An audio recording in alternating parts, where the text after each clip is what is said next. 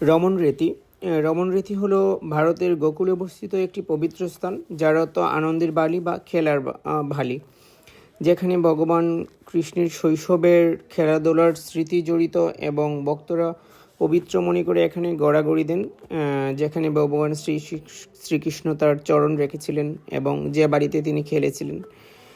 এটি মথুরার কাছে অবস্থিত এবং বর্তমানে একটি আশ্রম এবং হরিণ উদ্যান সহ একটি সুন্দর স্থান, যা ভক্তদের আধ্যাত্মিক শান্তি ও কৃষ্ণের লীলার অনুভূতি দেয়। কথিত আছে ছোটবেলায় শ্রীকৃষ্ণ ও বলরাম এই বালির মধ্যে খেলা করতেন, তাই এর নাম রমন রীতি বা খেলার বালি।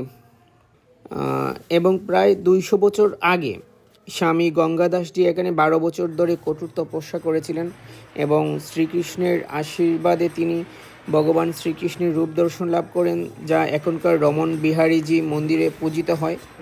এটি একটি পবিত্র স্থান যেখানে ভক্তরা কৃষ্ণের বাল্যকালের লীলাকে স্মরণ করে বালিতে গলাগড়ি দেন এবং ভক্তি নিবেদন করেন। আপনারা রমন বিহারীজি ভগবানকে দর্শন করুন, সঙ্গে রাধারানীও বিরাজমান। খুব সুন্দর একটি মন্দির এবং আধ্যাত্মিকতায় ভরপুর।